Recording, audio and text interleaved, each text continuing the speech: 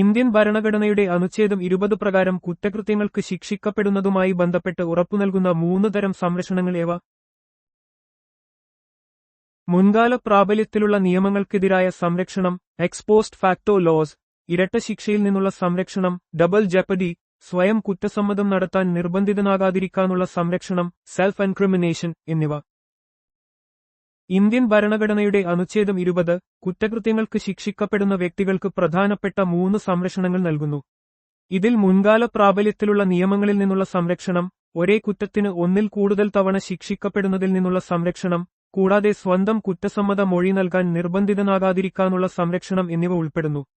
ഈ അവകാശങ്ങൾ വ്യക്തിഗത സ്വാതന്ത്ര്യം ഉറപ്പാക്കുന്നു. ഇന്ത്യൻ ഭരണഘടനയുടെ ഏത് അനുച്ഛേദമാണ് ജീവനും വ്യക്തിസ്വാതന്ത്ര്യത്തിനുമുള്ള സംരക്ഷണം ഉറപ്പുനൽകുന്നത്? അനുച്ഛേദം 21. ഇന്ത്യൻ ഭരണഘടനയുടെ അനുച്ഛേദം 21 ഏതൊരു വ്യക്തിക്കും ജീവിക്കാനുള്ള അവകാശവും വ്യക്തിസ്വാതന്ത്ര്യത്തിനുള്ള അവകാശവും ഉറപ്പുനൽകുന്നു. നിയമം അനുശാസിക്കുന്ന നടപടിക്രമങ്ങളിലൂടെയല്ലാതെ ഒരു വ്യക്തിയുടെയും ജീവനോ വ്യക്തിസ്വാതന്ത്ര്യമോ നിഷേധിക്കപ്പെടാൻ പാടില്ല എന്ന് ഈ അനുച്ഛേദം വ്യക്തമാക്കുന്നു. ഇത് മൗലികാവകാശങ്ങളിൽ ഏറ്റവും പ്രധാനപ്പെട്ട ഒന്നായി കണക്കാക്കപ്പെടുന്നു. സഞ്ചാര സ്വാതന്ത്ര്യവുമായി ബന്ധപ്പെട്ട് സുപ്രീം കോടതി അനുച്ഛേദം 21 പ്രകാരം മൗലികാവകാശമായി പ്രഖ്യാപിച്ച ഒരു പ്രത്യേക അവകാശം ഏതാണ്?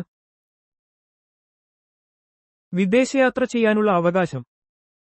അനുച്ഛേദം 21 പ്രകാരമുള്ള ജീവിക്കാനുള്ള അവകാശത്തിന്റെ ഭാഗമായി സുപ്രീം കോടതി വിദേശയാത്ര ചെയ്യാനുള്ള അവകാശം മൗലികാവകാശമായി പ്രഖ്യാപിച്ചു. മേനക ഗാന്ധി കേസിലാണ് ഈ വിധി പുറപ്പെടുവിച്ചത്. വ്യക്തിയുടെ അന്തസ്സുള്ള ജീവിതത്തിനും സ്വാതന്ത്ര്യത്തിനും വിദേശയാത്ര ചെയ്യാനുള്ള അവകാശം അത്യന്താപേക്ഷിതമാണെന്ന് കോടതി നിരീക്ഷിച്ചു. ഇന്ത്യൻ ഭരണഘടനയുടെ അനുച്ഛേദം 21 പ്രകാരം ഇഷ്ടമുള്ള പങ്കാളിയെ വിവാഹം ചെയ്യാനുള്ള അവകാശം ഉൾപ്പെടുന്നുണ്ടോ? ഉണ്ട്. അനുച്ഛേദം 21 വ്യാപ്തിയിൽ ഇഷ്ടമുള്ള പങ്കാളിയെ തിരഞ്ഞെടുക്കാനും വിവാഹം ചെയ്യാനുമുള്ള അവകാശം ഉൾപ്പെടുന്നുവെന്ന് സുപ്രീം കോടതി വിവിധ വിധിന്യായങ്ങളിലൂടെ വ്യക്തമാക്കിയിട്ടുണ്ട്. വ്യക്തിസ്വാതന്ത്ര്യത്തിന്റെയും സ്വയം നിർണയാവകാശത്തിന്റെയും അവിഭാജ്യ ഘടകമായി ഇതിനെ കണക്കാക്കുന്നു. അന്തസ്സുള്ള ജീവിതം നയിക്കാനുള്ള അവകാശത്തിന്റെ ഭാഗമാണിത്. Menaka Gandhi versus union of India കേസിൽ അനുച്ഛേദം 21 ഭാഗമായി സുപ്രീം കോടതി വീണ്ടും ഉറപ്പുനൽകിയ പ്രധാനപ്പെട്ട അവകാശങ്ങൾ ഏവ? മനുഷ്യന്റെ അന്തസ്സോടെ ജീവിക്കാനുള്ള അവകാശം, മാന്യമായ ചുറ്റുപാട്, ഉപജീവനമാർഗം, സ്വകാര്യത, ആരോഗ്യം, സൗജന്യ നിയമസഹായം, വേഗത്തിലുള്ള വിചാരണ, വിവരങ്ങൾ ലഭിക്കാനുള്ള അവകാശം, പരസ്യമായി തൂക്കിക്കൊല്ലുന്നതിനെതിരായ അവകാശം എന്നിവ. 1978 Menaka Gandhi versus union of India case അനുച്ഛേദം 21 വ്യാപ്തി ഗണ്യമായി വർദ്ധിപ്പിച്ചു. ജീവിക്കാനുള്ള അവകാശത്തിൽ കേവലം ശാരീരിക നിലനിൽപ്പ് മാത്രമല്ല, അന്തസ്സുള്ള ജീവിതം നയിക്കുന്നതിന് ആവശ്യമായ നിരവധി അവകാശങ്ങൾ ഉൾപ്പെടുന്നുവെന്ന് ഈ വിധിയിലൂടെ സുപ്രീം കോടതി വ്യക്തമാക്കി. ഇത് നീതിന്യായ വ്യവസ്ഥയിൽ ഒരു നാഴികക്കല്ലായിരുന്നു. 6നും 14നും ഇടയിൽ പ്രായമുള്ള കുട്ടികൾക്ക് സൗജന്യവും നിർബന്ധിതവുമായ വിദ്യാഭ്യാസം നൽകാൻ ഭരണകൂടത്തോട് നിർദ്ദേശിക്കുന്ന ഇന്ത്യൻ ഭരണഘടനയിലെ അനുച്ഛേദം ഏതാണ്? അനുച്ഛേദം 21 6നും 14നും ഇടയിൽ പ്രായമുള്ള എല്ലാ കുട്ടികൾക്കും സൗജന്യവും നിർബന്ധിതവുമായ വിദ്യാഭ്യാസം ഒരു മൗലികാവകാശമാണെന്ന് അനുച്ഛേദം 21 വ്യക്തമാക്കുന്നു. 2002 86 ഭരണഘടനാ ഭേദഗതിയിലൂടെയാണ് ഇത് ഭരണഘടനയിൽ ഉൾപ്പെടുത്തിയത്. വിദ്യാഭ്യാസം സാർവത്രികമാക്കുക എന്ന ലക്ഷ്യത്തോടെയാണ് ഈ അനുച്ഛേദം കൊണ്ടുവന്നത്. വിദ്യാഭ്യാസം ഒരു മൗലികാവകാശമാക്കി മാറ്റിക്കൊണ്ട് അനുച്ഛേദം 21 ഉൾപ്പെടുത്തിയ ഭരണഘടനാ ഭേദഗതി നിയമം ഏതാണ്? 2002 86 ഭരണഘടനാ ഭേദഗതി നിയമം. 2002 86 ഭരണഘടനാ ഭേദഗതി നിയമത്തിലൂടെയാണ് വിദ്യാഭ്യാസം ഒരു മൗലികാവകാശമാക്കി മാറ്റിക്കൊണ്ട് അനുച്ഛേദം 21 ഇന്ത്യൻ ഭരണഘടനയിൽ ഉൾപ്പെടുത്തിയത്. ഈ ഭേദഗതി 6നും 14നും ഇടയിൽ പ്രായമുള്ള കുട്ടികൾക്ക് സൗജന്യവും നിർബന്ധിതവുമായ വിദ്യാഭ്യാസം ഉറപ്പാക്കുന്നു. ഇത് വിദ്യാഭ്യാസ അവകാശ നിയമത്തിന് വഴിയൊരുക്കി. ഇന്ത്യൻ ഭരണഘടനയുടെ അനുച്ഛേദം 22 പ്രകാരം അറസ്റ്റ് ചെയ്യപ്പെട്ടതോ തടങ്കലിൽ വെക്കപ്പെട്ടതോ ആയ ഒരു വ്യക്തിക്ക് ഉറപ്പുനൽകുന്ന മൗലികാവകാശങ്ങൾ ഏവ? അറസ്റ്റിനുള്ള കാരണങ്ങൾ അറിയാനുള്ള അവകാശം, കൂടാതെ യാത്ര ചെയ്യാനുള്ള സമയമൊഴികെ 24 മണിക്കൂറിനുള്ളിൽ ഒരു മജിസ്ട്രേറ്റിനു മുന്നിൽ ഹാജരാക്കാനുള്ള അവകാശം എന്നിവ. അനുച്ഛേദം 22 അറസ്റ്റ് ചെയ്യപ്പെട്ടതോ തടങ്കലിൽ വെക്കപ്പെട്ടതോ ആയ വ്യക്തികൾക്ക് ചില പ്രധാന മൗലികാവകാശങ്ങൾ നൽകുന്നു. അറസ്റ്റിന്റെ കാരണങ്ങൾ അറിയിക്കുക, സ്വന്തം അഭിഭാഷകനെ സമീപിക്കാനും പ്രതിരോധിക്കാനും അനുവദിക്കുക, 24 മണിക്കൂറിനുള്ളിൽ മജിസ്ട്രേറ്റിനു മുന്നിൽ ഹാജരാക്കുക എന്നിവ ഇതിൽ ഉൾപ്പെടുന്നു. വ്യക്തിഗത സ്വാതന്ത്ര്യം സംരക്ഷിക്കുന്നതിനുള്ള സുപ്രധാന വ്യവസ്ഥകളാണിവ. അനുച്ഛേദം 22 പ്രകാരമുള്ള കരുതൽ തടങ്കലിന്റെ പ്രധാന ഉദ്ദേശ്യം എന്താണ്? അതിന്റെ പ്രധാന വ്യവസ്ഥകൾ എന്തൊക്കെയാണ്? ഒരു വ്യക്തി കുറ്റം ചെയ്യുന്നത് തടയുക എന്നതാണ് പ്രാഥമിക ലക്ഷ്യം. ഒരു ഉപദേശക ബോർഡിന്റെ റിപ്പോർട്ട് കൂടാതെ തടങ്കൽ 3 മാസത്തിൽ കൂടരുത്. കൂടാതെ തടങ്കലിലുള്ളയാൾക്ക് തന്റെ ഭാഗം ന്യായീകരിക്കാൻ അനുമതി നൽകണം. കരുതൽ തടങ്കൽ ഒരു വ്യക്തിയെ കുറ്റം ചെയ്യുന്നതിൽ നിന്ന് തടയാനുള്ള ലക്ഷ്യത്തോടെയാണ് നടപ്പാക്കുന്നത്. അനുച്ഛേദം 22 പ്രകാരം ഒരു ഉപദേശക ബോർഡിന്റെ റിപ്പോർട്ട് കൂടാതെ 3 മാസത്തിൽ കൂടുതൽ ഒരാളെ കരുതൽ തടങ്കലിൽ വെക്കാൻ സാധിക്കില്ല. തടങ്കലിലുള്ള വ്യക്തിക്ക് തനിക്കെതിരെയുള്ള ആരോപണങ്ങൾക്കെതിരെ പ്രാതിനിധ്യം നൽകാനുള്ള അവകാശവുമുണ്ട്. ഇന്ത്യൻ ഭരണഘടനയുടെ ഏത് അനുച്ഛേദമാണ് മനുഷ്യക്കടത്തും നിർബന്ധിത വേലയും നിരോധിക്കുന്നത്? അനുച്ഛേദം 23. ഇന്ത്യൻ ഭരണഘടനയുടെ അനുച്ഛേദം 23 മനുഷ്യക്കടത്തും നിർബന്ധിത വേലയും മറ്റ് സമാനമായ ചൂഷണങ്ങളും നിരോധിക്കുന്നു. അടിമത്തത്തിന്റെ എല്ലാ രൂപങ്ങളെയും ഇത് റദ്ദാക്കുന്നു. ഈ അനുച്ഛേദം ചൂഷണത്തിനെതിരായ അവകാശത്തിന്റെ ഭാഗമാണ്. പൗരന്മാരുടെ അന്തസ്സും സമത്വവും ഉറപ്പാക്കുന്നതിൽ ഇത് പ്രധാന പങ്ക് വഹിക്കുന്നു. ഇന്ത്യൻ ഭരണഘടനയുടെ ഏത് അനുച്ഛേദമാണ് 14 വയസ്സിൽ താഴെയുള്ള കുട്ടികളെ ഫാക്ടറികളിലോ ഖനികളിലോ അപകടകരമായ പ്രവർത്തനങ്ങളിലോ നിയമിക്കുന്നത് നിരോധിക്കുന്നത്? അനുച്ഛേദം 24. ഇന്ത്യൻ ഭരണഘടനയുടെ 24-ാം അനുച്ഛേദം ബാലവേല നിരോധിക്കുന്നു, പ്രത്യേകിച്ചും കുട്ടികളുടെ ആരോഗ്യത്തെയും സുരക്ഷയെയും ബാധിക്കുന്ന ജോലികളിൽ. ഈ വ്യവസ്ഥ കുട്ടികളുടെ അവകാശങ്ങൾ സംരക്ഷിക്കുന്നതിനുള്ള ഒരു പ്രധാന മൗലികാവകാശമാണ്. ഇന്ത്യൻ ഭരണഘടനയുടെ ഏത് അനുച്ഛേദമാണ് മനസ്സാക്ഷിയുടെ സ്വാതന്ത്ര്യവും മതം സ്വതന്ത്രമായി ഏറ്റുപറയാനും ആചരിക്കാനും പ്രചരിപ്പിക്കാനുമുള്ള അവകാശവും ഉറപ്പുനൽകുന്നത്? അനുച്ഛേദം 25. ഇന്ത്യൻ ഭരണഘടനയുടെ 25-ാം അനുച്ഛേദം വ്യക്തികൾക്ക് മതപരമായ സ്വാതന്ത്ര്യം ഉറപ്പുനൽകുന്നു. ഇത് സ്വന്തം മനസ്സാക്ഷിക്കനുസരിച്ച് ഇഷ്ടമുള്ള മതം സ്വീകരിക്കാനും ആചരിക്കാനും പ്രചരിപ്പിക്കാനുമുള്ള അവകാശം ഉൾക്കൊള്ളുന്നു. പൊതുക്രമം, ധാർമ്മികത, ആരോഗ്യം എന്നിവയ്ക്ക് വിധേയമായിട്ടായിരിക്കണം ഇത്. ഇന്ത്യൻ ഭരണഘടനയുടെ ഏത് അനുച്ഛേദമാണ് മതപരമായ കാര്യങ്ങൾ കൈകാര്യം ചെയ്യാനുള്ള സ്വാതന്ത്ര്യം ഉറപ്പുനൽകുന്നത്? അനുച്ഛേദം 26. ഇന്ത്യൻ ഭരണഘടനയുടെ 26-ാം അനുച്ഛേദം മതവിഭാഗങ്ങൾക്ക് അവരുടെ മതപരമായ കാര്യങ്ങൾ കൈകാര്യം ചെയ്യാനും സ്ഥാപനങ്ങൾ സ്ഥാപിക്കാനും പരിപാലിക്കാനുമുള്ള അവകാശം നൽകുന്നു. ഇത് മതസ്ഥാപനങ്ങളുടെ സ്വയംഭരണവും സ്വത്തുക്കൾ കൈവശം വയ്ക്കാനുള്ള അവകാശവും ഉറപ്പാക്കുന്നു. ഇന്ത്യൻ ഭരണഘടനയുടെ ഏത് അനുച്ഛേദമാണ് ഏതെങ്കിലും പ്രത്യേക മതത്തിന്റെ പ്രചാരണത്തിനായി നികുതികളിൽ നിന്നുള്ള സ്വാതന്ത്ര്യം നൽകുന്നത്? അനുച്ഛേദം 27. ഇന്ത്യൻ ഭരണഘടനയുടെ 27-ാം അനുച്ഛേദം ഏതെങ്കിലും പ്രത്യേക മതത്തിന്റെ പ്രചാരണത്തിനായി നികുതി നൽകുന്നതിൽ നിന്ന് വ്യക്തികൾക്ക് സ്വാതന്ത്ര്യം നൽകുന്നു. ഒരു മതത്തെയും പ്രോത്സാഹിപ്പിക്കുന്നതിനായി പൊതുഫണ്ടുകൾ ഉപയോഗിക്കരുത് എന്ന് ഇത് ഉറപ്പാക്കുന്നു. ഇന്ത്യൻ ഭരണഘടനയുടെ ഏത് അനുച്ഛേദമാണ് ചില വിദ്യാഭ്യാസ സ്ഥാപനങ്ങളിലെ മതപരമായ നിർദ്ദേശങ്ങളിലോ മതപരമായ ആരാധനകളിലോ പങ്കെടുക്കുന്നതുമായി ബന്ധപ്പെട്ട സ്വാതന്ത്ര്യം നൽകുന്നത്? അനുച്ഛേദം 28. ഇന്ത്യൻ ഭരണഘടനയുടെ 28-ാം അനുച്ഛേദം വിദ്യാഭ്യാസ സ്ഥാപനങ്ങളിൽ മതപരമായ നിർദ്ദേശങ്ങൾ അല്ലെങ്കിൽ ആരാധനകളിൽ പങ്കെടുക്കുന്നതിൽ നിന്ന് സ്വാതന്ത്ര്യം നൽകുന്നു. പൂർണ്ണമായും സർക്കാർ ഫണ്ട് ചെയ്യുന്ന സ്ഥാപനങ്ങളിൽ മതപരമായ നിർദ്ദേശങ്ങൾ നൽകുന്നതിനെ ഇത് വിലക്കുന്നു. എന്നാൽ ഭാഗികമായി ഫണ്ട് ചെയ്യുന്ന സ്ഥാപനങ്ങളിൽ വിദ്യാർത്ഥികൾക്ക് പങ്കെടുക്കാൻ നിർബന്ധമില്ല. പ്രയാഗ് പ്രശസ്തി രചിച്ചത് ആര്? ഏത് രാജാവിനു വേണ്ടിയായിരുന്നു? സമുദ്രഗുപ്തന്റെ സന്ധിവിഗ്രാഹികയും രാജകവിയുമായിരുന്ന ഹരിസേനൻ. സമുദ്രഗുപ്തന്റെ സദസ്സിലെ പ്രധാന കവിയും മന്ത്രിയുമായിരുന്നു ഹരിസേനൻ. അലഹബാദ് പ്രശസ്തി, ഇതിനെ പ്രയാഗ് പ്രശസ്തി എന്നും അറിയപ്പെടുന്നു, അദ്ദേഹത്തിന്റെ പ്രധാന കൃതിയാണ്. സമുദ്രഗുപ്തന്റെ സൈനിക വിജയങ്ങളെയും വ്യക്തിഗത ഗുണങ്ങളെയും ഈ സ്തുതിഗീതം വിശദീകരിക്കുന്നു. ഏത് പ്രമുഖ ബുദ്ധസന്യാസിക്കാണ് സമുദ്രഗുപ്തൻ സംരക്ഷണം നൽകിയത്? വസുബന്ധു. സമുദ്രഗുപ്തൻ ഒരു ഹിന്ദു ഭരണാധികാരിയായിരുന്നെങ്കിലും മറ്റു മതങ്ങളോട് സഹിഷ്ണുത പുലർത്തിയിരുന്നു. പ്രമുഖ ബുദ്ധ തത്വചിന്തകനും പണ്ഡിതനുമായിരുന്ന വസുബന്ധുവിന് അദ്ദേഹം സംരക്ഷണം നൽകി. ഇത് ഗുപ്ത കാലഘട്ടത്തിലെ മതസഹിഷ്ണുതയുടെ ഉദാഹരണമാണ്. സമുദ്രഗുപ്തനുശേഷം സിംഹാസനത്തിലേറിയത് ആര്? അദ്ദേഹം എപ്പോഴാണ് അധികാരമേറ്റത്? രണ്ടാം ചന്ദ്രഗുപ്തൻ AD 375 ഗുപ്ത സാമ്രാജ്യത്തിന്റെ സുവർണ കാലഘട്ടമായി അറിയപ്പെടുന്നത് രണ്ടാം ചന്ദ്രഗുപ്തന്റെ ഭരണകാലമാണ്. സി 375 മുതൽ 415 വരെ സിഇ. സമുദ്രഗുപ്തന്റെ മകനായ ഇദ്ദേഹം AD 375 സിംഹാസനത്തിലേറി. അദ്ദേഹത്തിന്റെ ഭരണകാലത്ത് ഗുപ്ത സാമ്രാജ്യം അതിന്റെ സാമ്പത്തികവും സാംസ്കാരികവുമായ ഉന്നതിയിലെത്തി. പരമഭാഗവത എന്ന സ്ഥാനപ്പേര് ആദ്യമായി സ്വീകരിച്ച ഗുപ്ത രാജാവ് ആര്? സമുദ്രഗുപ്തൻ. സമുദ്രഗുപ്തൻ വൈഷ്ണവ മതത്തിന്റെ വലിയൊരു ഭക്തനായിരുന്നു. പരമഭാഗവത എന്ന സ്ഥാനപ്പേര് വിഷ്ണു ഭക്തരെ സൂചിപ്പിക്കുന്നതാണ്. ഈ സ്ഥാനപ്പേര് സ്വീകരിക്കുന്ന ആദ്യത്തെ ഗുപ്ത രാജാവ് സമുദ്രഗുപ്തനായിരുന്നു. ഇത് അദ്ദേഹത്തിന്റെ മതപരമായ താൽപര്യത്തെയും വിശ്വാസത്തെയും വ്യക്തമാക്കുന്നു. സമുദ്രഗുപ്തന്റെ ഭരണകാലത്ത് ദക്ഷിണേന്ത്യയിലെ സമകാലിക രാജാക്കന്മാരെയും അവരുടെ രാജ്യങ്ങളെയും യോജിപ്പിക്കുക. ധനഞ്ജയൻ, നീലരാജ, ഉഗ്രസേനൻ, വിഷ്ണുഗോപൻ.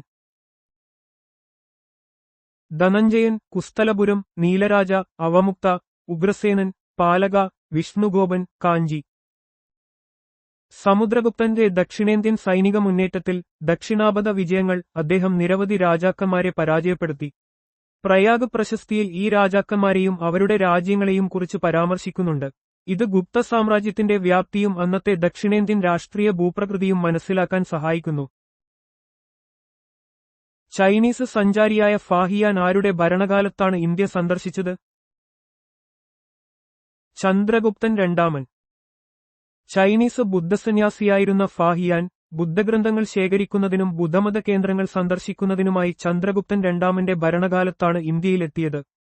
അദ്ദേഹത്തിന്റെ യാത്രാവിവരണങ്ങൾ അന്നത്തെ ഇന്ത്യൻ സമൂഹത്തെക്കുറിച്ചുള്ള പ്രധാന വിവരങ്ങൾ നൽകുന്നു. ശകരെ പരാജയപ്പെടുത്തിയ ശേഷം ശകാരി എന്ന സ്ഥാനപ്പേര് സ്വീകരിക്കുകയും വെള്ളി നാണയങ്ങൾ പുറത്തിറക്കുകയും ചെയ്ത ഗുപ്ത ഭരണാധികാരി ആര്? ചന്ദ്രഗുപ്തൻ രണ്ടാമൻ. ചന്ദ്രഗുപ്തൻ രണ്ടാമൻ പടിഞ്ഞാറൻ ശകരെ പരാജയപ്പെടുത്തിയതിലൂടെ ശകാരി, ശകരുടെ ശത്രു എന്ന സ്ഥാനപ്പേര് സ്വീകരിച്ചു. ഈ വിജയത്തിന്റെ സ്മരണാർത്ഥം അദ്ദേഹം വെള്ളി നാണയങ്ങൾ പുറത്തിറക്കി. ഇത് ഗുപ്ത സാമ്രാജ്യത്തിന്റെ സ്വാധീനം വിപുലപ്പെടുത്താൻ സഹായിച്ചു. സമുദ്രഗുപ്തനെ കൂടാതെ പരമഭാഗവതൻ എന്ന സ്ഥാനപ്പേര് സ്വീകരിച്ച ഗുപ്ത ഭരണാധികാരി ആര്? ചന്ദ്രഗുപ്തൻ രണ്ടാമൻ.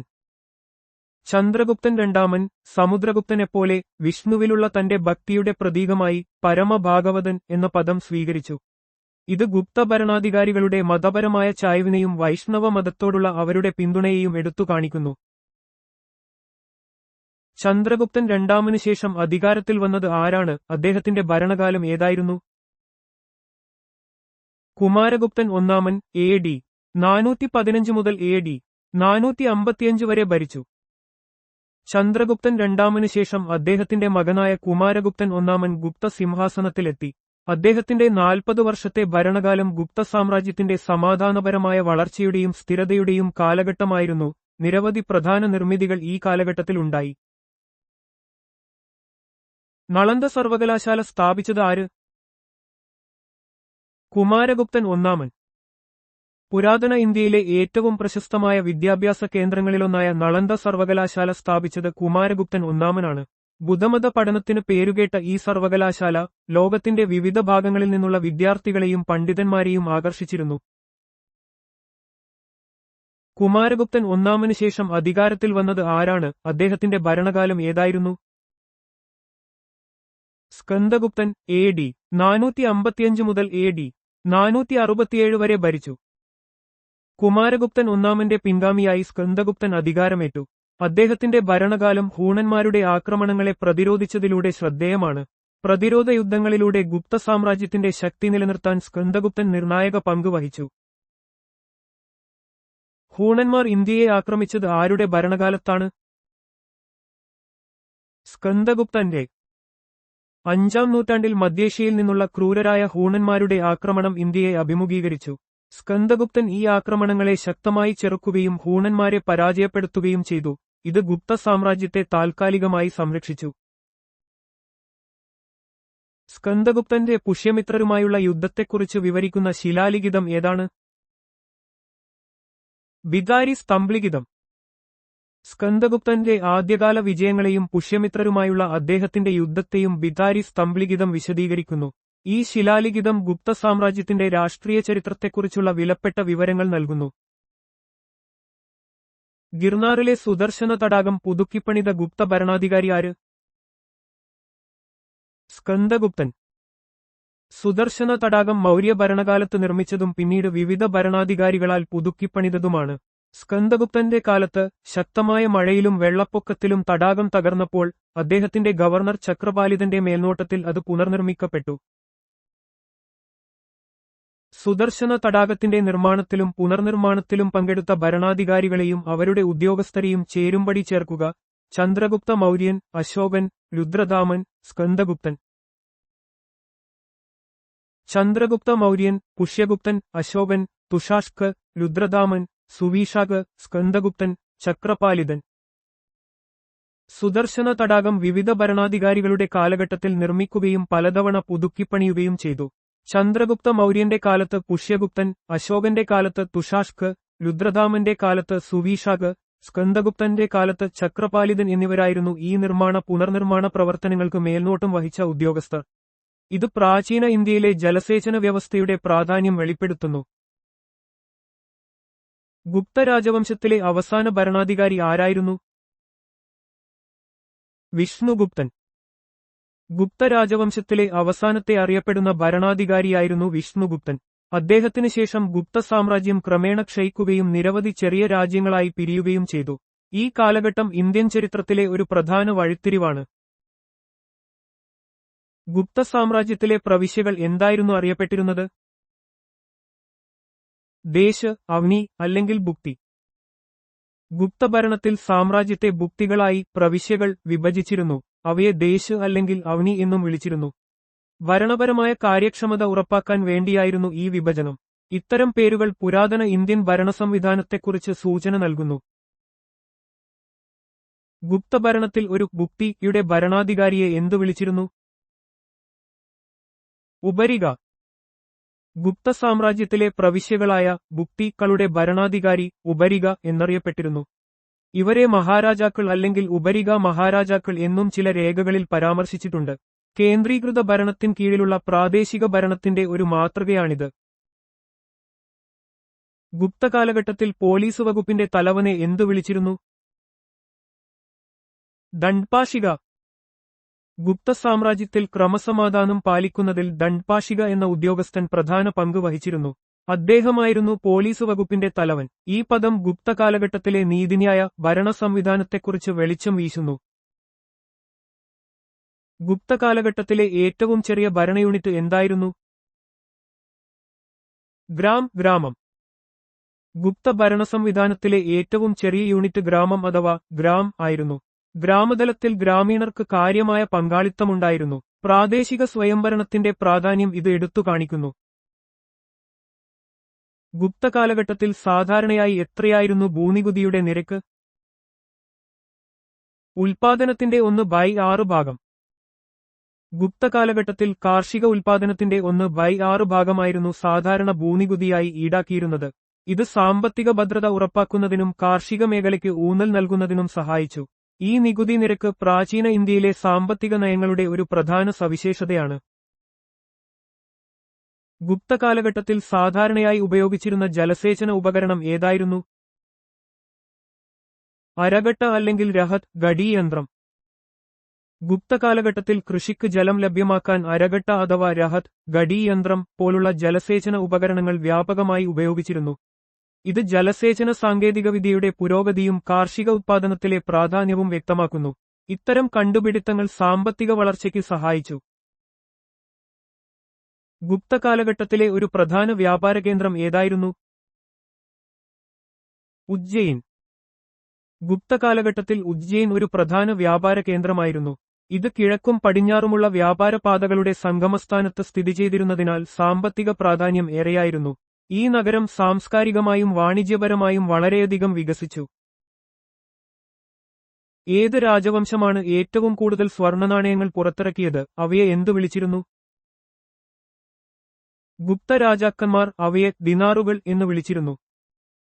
ഗുപ്ത രാജാക്കന്മാർ അവരുടെ ഭരണകാലത്ത് ഏറ്റവും കൂടുതൽ സ്വർണ്ണനാണയങ്ങൾ പുറത്തിറക്കി. അവ ദിനാറുകൾ എന്നറിയപ്പെട്ടു. ഈ നാണയങ്ങളുടെ വ്യാപനം ഗുപ്ത സാമ്രാജ്യത്തിന്റെ സാമ്പത്തിക സമൃദ്ധിയും വാണിജ്യപരമായ പ്രാധാന്യവും എടുത്തു കാണിക്കുന്നു. ഇവ കലാപരമായും ചരിത്രപരമായും ഏറെ മൂല്യമുള്ളതാണ്. ഏത് സ്മൃതിയിലാണ് കായസ്ഥ വിഭാഗത്തെക്കുറിച്ച് ആദ്യമായി പരാമർശിക്കുന്നത്? യാജ്ഞവൽക്യ സ്മൃതിയിൽ. കായസ്ഥ വിഭാഗത്തെക്കുറിച്ചുള്ള ആദ്യകാല പരാമർശങ്ങൾ യാജ്ഞവൽക്യ സ്മൃതിയിൽ കാണാം. ഭരണപരമായ കാര്യങ്ങളിൽ എഴുത്തുകാരായും രേഖകൾ സൂക്ഷിക്കുന്നവരായും ഇവർക്ക് പ്രധാന പങ്കുണ്ടായിരുന്നു. ഈ പരാമർശം പുരാതന ഇന്ത്യൻ സമൂഹത്തിലെ തൊഴിൽപരമായ വിഭാഗങ്ങളെക്കുറിച്ചുള്ള ഉൾക്കാഴ്ച നൽകുന്നു. കായസ്ഥരെ ഒരു ജാതിയായി ആദ്യമായി ഏത് സ്മൃതിയിലാണ് പരാമർശിച്ചത്? ഓശാനം സ്മൃതിയിൽ. കായസ്ഥർ എന്ന ജാതിയെക്കുറിച്ച് ആദ്യമായി പരാമർശിക്കപ്പെട്ടത് ഓശാനം സ്മൃതിയിലാണ്. ഇത് പുരാതന ഇന്ത്യൻ സമൂഹത്തിൽ നിലനിന്നിരുന്ന വർഗീകരണങ്ങളെക്കുറിച്ചുള്ള ഒരു പ്രധാന വിവരമാണ്. സാമൂഹിക ചരിത്ര പഠനങ്ങൾക്ക് ഇത് സഹായകമാണ്. ഗുപ്ത ഭരണാധികാരികളുടെ പ്രധാന മതവിശ്വാസം എന്തായിരുന്നു? വൈഷ്ണവമതം. ഗുപ്തരാജാക്കന്മാർ മുഖ്യമായും വൈഷ്ണവ മതവിശ്വാസികളായിരുന്നു. ഇത് അവരുടെ ഭരണകാലത്തെ കല, വാസ്തുവിദ്യ, സാഹിത്യ മേഖലകളിലെ വൈഷ്ണവ സ്വാധീനത്തിന് കാരണമായി. കൂടാതെ വിഷ്ണുവിന്റെ വിവിധ അവതാരങ്ങളെ ആരാധിക്കുകയും ചെയ്തിരുന്നു. ഗുപ്ത ഭരണാധികാരികൾ ഉപയോഗിച്ചിരുന്ന രാജകീയ ചിഹ്നം എന്തായിരുന്നു? ഗരുഡൻ. ഗുപ്തസാമ്രാജ്യത്തിന്റെ രാജകീയ ചിഹ്നം വിഷ്ണുവിന്റെ വാഹനമായ ഗരുഡനായിരുന്നു. ഇത് അവരുടെ വൈഷ്ണവ മതത്തോടുള്ള പ്രതിബദ്ധതയെയും ശക്തിയെയും പ്രതീകപ്പെടുത്തിയിരുന്നു. ഗുപ്തകാലത്തെ നാണയങ്ങളിലും മുദ്രകളിലും ഈ ചിഹ്നം കാണാം. ഇന്ത്യയിൽ ക്ഷേത്രനിർമ്മാണ കല യഥാർത്ഥത്തിൽ ആരംഭിച്ചത് എപ്പോഴാണ്? ആ കാലഘട്ടത്തിലെ ഒരു പ്രമുഖ ക്ഷേത്രം ഏതാണ്? ഗുപ്തകാലഘട്ടത്തിൽ ഡിയോബിലെ ദശാവതാര ക്ഷേത്രം ഒരു പ്രധാന ഉദാഹരണമാണ്. ഇന്ത്യയിൽ ഘടനാപരമായ ക്ഷേത്രനിർമ്മാണം യഥാർത്ഥത്തിൽ ആരംഭിച്ചത് ഗുപ്തകാലഘട്ടത്തിലാണ്. ഡിയോബിലെ ദശാവതാര ക്ഷേത്രം ഈ കാലഘട്ടത്തിലെ ഒരു പ്രമുഖ ഉദാഹരണമാണ്. ഇത് ഗുപ്ത വാസ്തുവിദ്യയുടെയും ശില്പകലയുടെയും ഉത്തമ മാതൃകയായി കണക്കാക്കപ്പെടുന്നു. പുരാണങ്ങളുടെ ഇന്നത്തെ രൂപം ചിട്ടപ്പെടുത്തിയത് എപ്പോഴാണ്? ഗുപ്തകാലഘട്ടത്തിൽ. പുരാണങ്ങളുടെ ഇന്നത്തെ രൂപം ചിട്ടപ്പെടുത്തുകയും ക്രോഡീകരിക്കുകയും ചെയ്തത് ഗുപ്തകാലഘട്ടത്തിലാണ്. ഈ കാലഘട്ടത്തിൽ ഹിന്ദു മതഗ്രന്ഥങ്ങളുടെയും സാഹിത്യത്തിന്റെയും വികാസത്തിന് വലിയ സംഭാവനകൾ നൽകിയിട്ടുണ്ട്. ഗുപ്തകാലഘട്ടത്തിൽ രചിക്കപ്പെട്ട ചില പ്രധാന സ്മൃതികൾ ഏതെല്ലാം? യാജ്ഞവൽക്യ, നാരദ, കാത്യായന, ബൃഹസ്പതി സ്മൃതികൾ. യാജ്ഞവൽക്യ, നാരദ, കാത്യായന, ബൃഹസ്പതി സ്മൃതികൾ എന്നിവ ഗുപ്തകാലഘട്ടത്തിൽ രചിക്കപ്പെട്ട പ്രധാന ധർമ്മശാസ്ത്ര ഗ്രന്ഥങ്ങളാണ്. ഈ സ്മൃതികൾ അന്നത്തെ സാമൂഹിക നിയമങ്ങളെയും ആചാരങ്ങളെയും കുറിച്ചുള്ള വിലപ്പെട്ട വിവരങ്ങൾ നൽകുന്നു. അജന്തയിലെ ഏത് ഗുഹകളാണ് ഗുപ്തകാലഘട്ടത്തിൽപ്പെട്ടത്? അവ പ്രധാനമായും ബുദ്ധമതത്തിന്റെ ഏതു വിഭാഗത്തിൽപ്പെടുന്നു? 16, 17, 19 എന്നീ ഗുഹകൾ ഗുപ്തകാലഘട്ടത്തിൽപ്പെട്ടതാണ്. അവ പ്രധാനമായും മഹായാന ബുദ്ധമതവുമായി ബന്ധപ്പെട്ടിരിക്കുന്നു. അജന്ത ഗുഹകളിലെ 16, 17, 19 എന്നീ ഗുഹകൾ ഗുപ്തകാലഘട്ടത്തിലെ ഏറ്റവും മികച്ച കലാസൃഷ്ടികളാണ്. ഈ ഗുഹകളിലെ ചിത്രങ്ങളും ശില്പങ്ങളും മഹായാന ബുദ്ധമത തത്വങ്ങളെയും കഥകളെയും ആസ്പദമാക്കിയുള്ളതാണ്. ഇത് ഗുപ്തകാലത്തെ മതപരമായ വൈവിധ്യത്തെയും കലാപരമായ ഉന്നതിയെയും സൂചിപ്പിക്കുന്നു. ചന്ദ്രഗുപ്തൻ രണ്ടാമന്റെ സദസ്സിലെ രണ്ട് പ്രമുഖ വ്യക്തികളെ, ഒരു കവിയും ഒരു ആയുർവേദ ഭിഷഗ്വരനും, പേരെടുക്കുക. മഹാകവി കാളിദാസനും പ്രശസ്ത ആയുർവേദ ഭിഷഗ്വരൻ ധന്വന്തരിയും. ചന്ദ്രഗുപ്തൻ രണ്ടാമന്റെ സദസ്സിൽ അനേകം പണ്ഡിതരും കലാകാരന്മാരും ഉണ്ടായിരുന്നു. മഹാകവി കാളിദാസൻ തന്റെ അനശ്വര കൃതികളാൽ ഗുപ്തകാലത്തിന് സുവർണകാലം എന്ന ഖ്യാതി നേടിക്കൊടുത്തു. ധന്വന്തരി ആയുർവേദ രംഗത്തെ പ്രമുഖനായിരുന്നു. ആര്യഭടൻ ആരായിരുന്നു? അദ്ദേഹം രചിച്ച രണ്ട് പ്രധാന ഗ്രന്ഥങ്ങൾ ഏതെല്ലാം? ആര്യഭടൻ പ്രശസ്തനായ ഒരു ഗണിതശാസ്ത്രജ്ഞനും ജ്യോതിശാസ്ത്രജ്ഞനുമായിരുന്നു. അദ്ദേഹം ആര്യഭടീയം, സൂര്യസിദ്ധാന്തം എന്നിവ രചിച്ചു. ഗുപ്തകാലഘട്ടത്തിലെ ഏറ്റവും പ്രഗത്ഭനായ ശാസ്ത്രജ്ഞരിൽ ഒരാളായിരുന്നു ആര്യഭടൻ. ആര്യഭടീയം എന്ന ഗ്രന്ഥത്തിൽ പൂജ്യത്തിന്റെ ആശയം, ദശാംശ സമ്പ്രദായം, ത്രികോണമിതി എന്നിവയെക്കുറിച്ച് പ്രതിപാദിക്കുന്നു. സൂര്യസിദ്ധാന്തം ജ്യോതിശാസ്ത്രപരമായ സംഭാവനകൾക്ക് പ്രസിദ്ധമാണ്. ഗുപ്തകാലഘട്ടത്തെ ഇന്ത്യൻ ചരിത്രത്തിലെ സുവർണകാലഘട്ടം എന്ന് പലപ്പോഴും വിശേഷിപ്പിക്കുന്നത് എന്തുകൊണ്ടാണ്? ഗുപ്തകാലഘട്ടം കല, വാസ്തുവിദ്യ, സാഹിത്യം, ശാസ്ത്രം എന്നിവയിലെ ശ്രദ്ധേയമായ നേട്ടങ്ങളും മൊത്തത്തിലുള്ള സമൃദ്ധിയും കാരണം സുവർണകാലഘട്ടം എന്ന് അറിയപ്പെടുന്നു. ഇത് പുരാതന ഇന്ത്യൻ സംസ്കാരത്തിന്റെ ഒരു ഉന്നത കാലഘട്ടത്തെ അടയാളപ്പെടുത്തുന്നു. ഗുപ്തകാലഘട്ടം ഇന്ത്യൻ ചരിത്രത്തിലെ സുവർണകാലഘട്ടമായി അറിയപ്പെടുന്നത് കലാ, സാഹിത്യ, ശാസ്ത്ര, വാസ്തുവിദ്യ മേഖലകളിലെ അഭൂതപൂർവമായ വളർച്ചയും സാമൂഹിക സാമ്പത്തികപരമായ സമൃദ്ധിയും കാരണമാണ്. ഈ കാലഘട്ടത്തിൽ കാളിദാസനെപ്പോലുള്ള സാഹിത്യകാരന്മാരും ആര്യഭടനെപ്പോലുള്ള ശാസ്ത്രജ്ഞരും സമാനതകളില്ലാത്ത സംഭാവനകൾ നൽകി. ഭൂമി സൂര്യനെ ചുറ്റുന്നു എന്ന് ആദ്യമായി പ്രഖ്യാപിച്ചത് ആര്? ആര്യഭടൻ. ആര്യഭടൻ 5-ാം നൂറ്റാണ്ടിൽ ജീവിച്ചിരുന്ന ഒരു പ്രമുഖ ഇന്ത്യൻ ഗണിതശാസ്ത്രജ്ഞനും ജ്യോതിശാസ്ത്രജ്ഞനുമായിരുന്നു. അദ്ദേഹത്തിന്റെ ആര്യഭടീയം എന്ന ഗ്രന്ഥത്തിൽ ഭൂമി അതിന്റെ അച്ചുതണ്ടിൽ കറങ്ങുന്നു എന്നും സൂര്യനെ ചുറ്റുന്നു എന്നും അദ്ദേഹം പ്രസ്താവിച്ചു. ഇത് പിൽക്കാലത്ത് കോപ്പർനിക്കസ് മുന്നോട്ടുവെച്ച സൂര്യകേന്ദ്രീകൃത സിദ്ധാന്തത്തിന് സമാനമായ ഒരു കണ്ടെത്തലായിരുന്നു. ഗുപ്തകാലഘട്ടത്തിലെ ക്ഷേത്രങ്ങളെ അവയുടെ സ്ഥാനങ്ങളുമായി യോജിപ്പിക്കുക. വിഷ്ണുക്ഷേത്രം, ശിവക്ഷേത്രം, ഭൂമ്ര, പാർവതി ക്ഷേത്രം, ദശാവതാര ക്ഷേത്രം, ശിവക്ഷേത്രം, കോഹ്, ബിദർഗാവ് ക്ഷേത്രം, ലക്ഷ്മണക്ഷേത്രം. വിഷ്ണുക്ഷേത്രം, തിഗവ, ശിവക്ഷേത്രം, ഭൂമ്ര, പാർവതി ക്ഷേത്രം, നാച്നകുദാർ, ദശാവതാര ക്ഷേത്രം, ദേവ്ഗഡ്, ശിവക്ഷേത്രം, കോഹ്, ബിദർഗാവ് ക്ഷേത്രം, ബിദർഗാവ്, ലക്ഷ്മണക്ഷേത്രം, സിർപൂർ.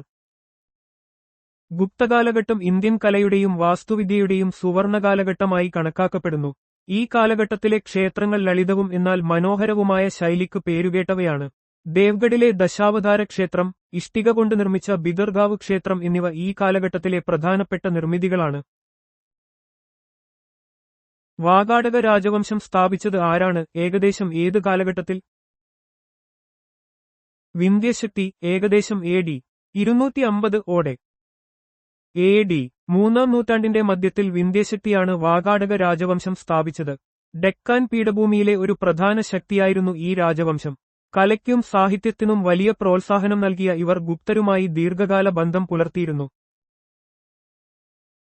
സമ്രാട്ട് എന്ന പദവി സ്വീകരിക്കുകയും 4 അശ്വമേധ യാഗങ്ങൾ നടത്തുകയും ചെയ്ത ഏക വാകാടക ഭരണാധികാരി ആരായിരുന്നു? പ്രവരസേനനായ്.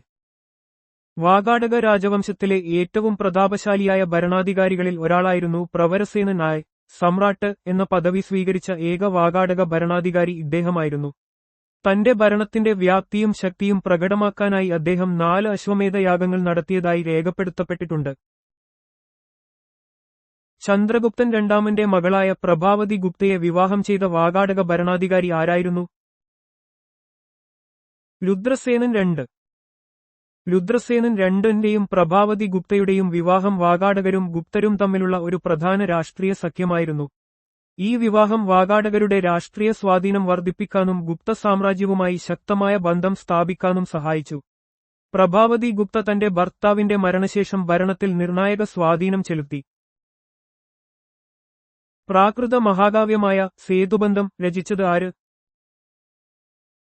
പ്രവരസേനൻ II. വാകാടക രാജാവായ പ്രവരസേനൻ II രചിച്ച സേതുബന്ധം പ്രാകൃത ഭാഷയിലെ ഒരു പ്രധാന കാവ്യമാണ്. രാമന്റെ ലങ്കയിലേക്കുള്ള യാത്രയും സേതുബന്ധനവും ഇതിവൃത്തമാക്കിയുള്ള ഈ കൃതി പ്രാചീന ഇന്ത്യൻ സാഹിത്യത്തിലെ ഒരു മികച്ച സംഭാവനയായി കണക്കാക്കപ്പെടുന്നു. സാഹിത്യത്തിന് വാകാടക ഭരണാധികാരികൾ നൽകിയ പ്രോത്സാഹനത്തിന് ഇതൊരു ഉദാഹരണമാണ്. വർധന രാജവംശത്തിന് അടിത്തറ പാകിയത് ആരാണ്? അതിന്റെ ആദ്യകാല തലസ്ഥാനം എവിടെയായിരുന്നു? പുഷ്യഭൂതി, ആനേശ്വറിൽ. പുഷ്യഭൂതിയാണ് വർധന അഥവാ പുഷ്യഭൂതി രാജവംശത്തിന് അടിത്തറ പാകിയത്. ഇവർ ഗുപ്ത സാമ്രാജ്യത്തിന്റെ പതനശേഷം ഉത്തരേന്ത്യയിൽ ഒരു പ്രധാന ശക്തിയായി ഉയർന്നുവന്നു. ആനേശ്വർ ആയിരുന്നു അവരുടെ ആദ്യകാല തലസ്ഥാനം. പിന്നീട് ഹർഷവർദ്ധനൻ തലസ്ഥാനം കനൌജിലേക്ക് മാറ്റി. വർധന രാജവംശത്തിന്റെ യഥാർത്ഥ സ്ഥാപകനായി കണക്കാക്കപ്പെടുന്നത് ആരെയാണ്? പ്രഭാകരവർദ്ധനൻ. പുഷ്യഭൂതി വർധന രാജവംശം സ്ഥാപിച്ചെങ്കിലും പ്രഭാകരവർദ്ധനനെയാണ് അതിന്റെ യഥാർത്ഥ സ്ഥാപകനായി കണക്കാക്കുന്നത്. ഇദ്ദേഹം തന്റെ സൈനിക ശക്തിയും ഭരണനിപുണതയും കൊണ്ട് രാജവംശത്തിന്റെ സ്വാധീനം വികസിപ്പിച്ചു.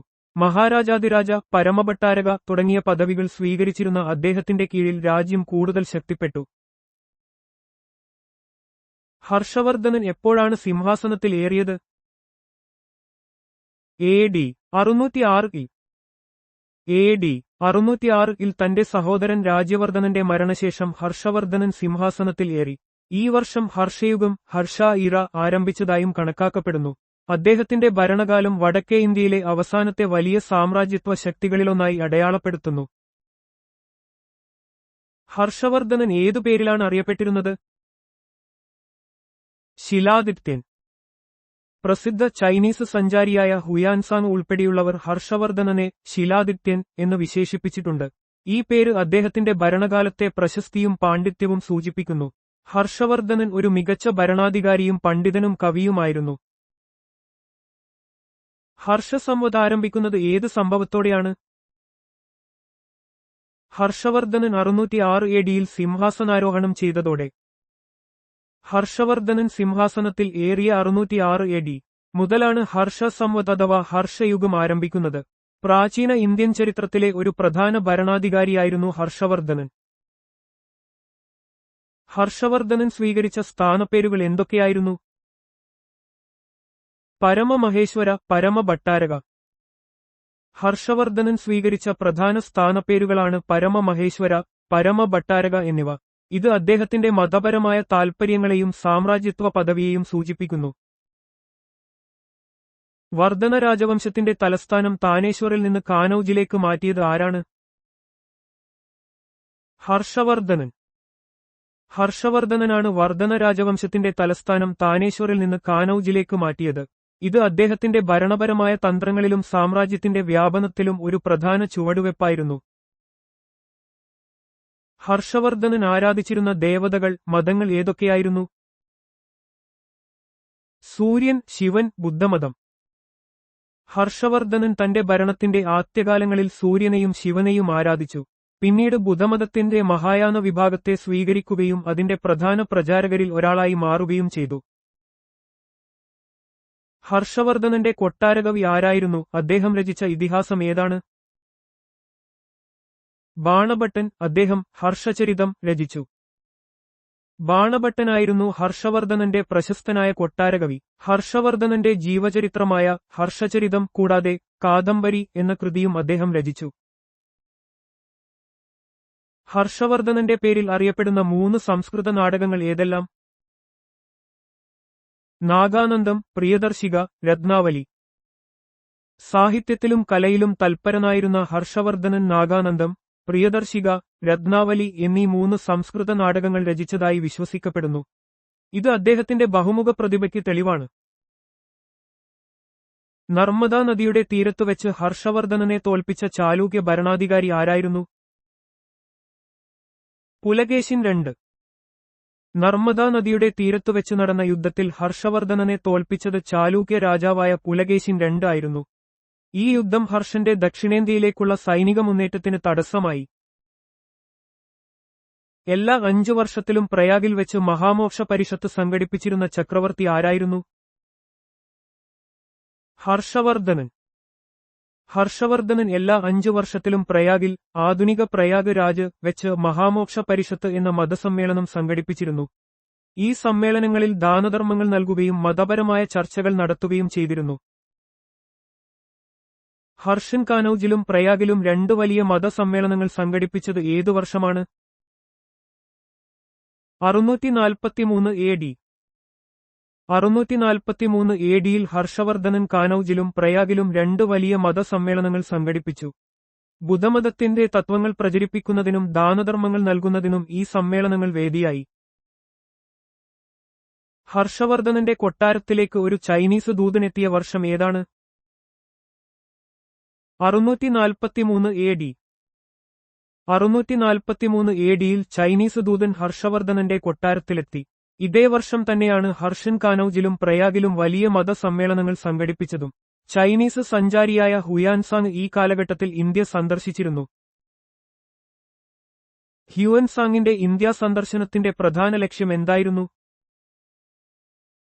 ബുദ്ധമത ഗ്രന്ഥങ്ങൾ ശേഖരിക്കുക. ഹ്യുവൻസാങ് ഒരു ചൈനീസ് ബുദ്ധ സന്യാസിയും സഞ്ചാരിയുമായിരുന്നു. ബുദ്ധമത പഠനത്തിനായി അദ്ദേഹം 7ാം നൂറ്റാണ്ടിൽ ഇന്ത്യ സന്ദർശിച്ചു. നളന്ദ സർവകലാശാലയിൽ പഠിക്കുകയും നിരവധി ബുദ്ധമത ഗ്രന്ഥങ്ങൾ ശേഖരിച്ച് ചൈനയിലേക്ക് കൊണ്ടുപോകുകയും ചെയ്തു.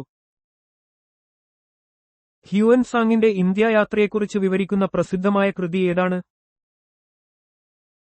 സിയൂക്കി. ഹ്യുവൻസാങ് ഇന്ത്യയിൽ നടത്തിയ യാത്രകളെയും നിരീക്ഷണങ്ങളെയും കുറിച്ച് വിവരിക്കുന്ന മഹത്തായ കൃതിയാണ് സിയൂക്കി.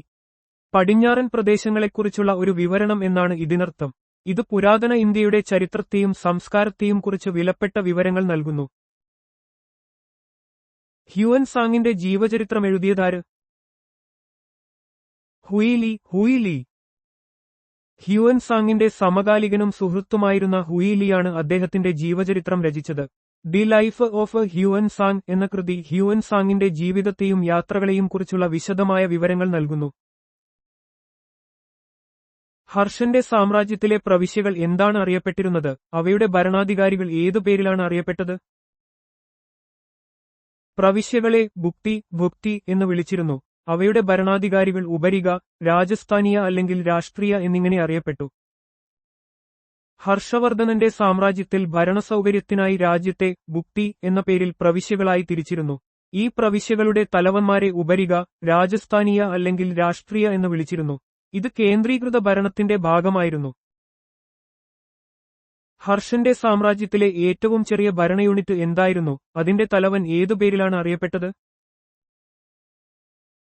ഏറ്റവും ചെറിയ യൂണിറ്റ് ഗ്രാമം ആയിരുന്നു. അതിന്റെ തലവൻ ഗ്രാമാക്ഷപാട്രിക് എന്നറിയപ്പെട്ടു. പുരാതന ഇന്ത്യൻ ഭരണസംവിധാനങ്ങളിൽ ഗ്രാമങ്ങൾ അടിസ്ഥാന ഭരണ യൂണിറ്റുകളായിരുന്നു.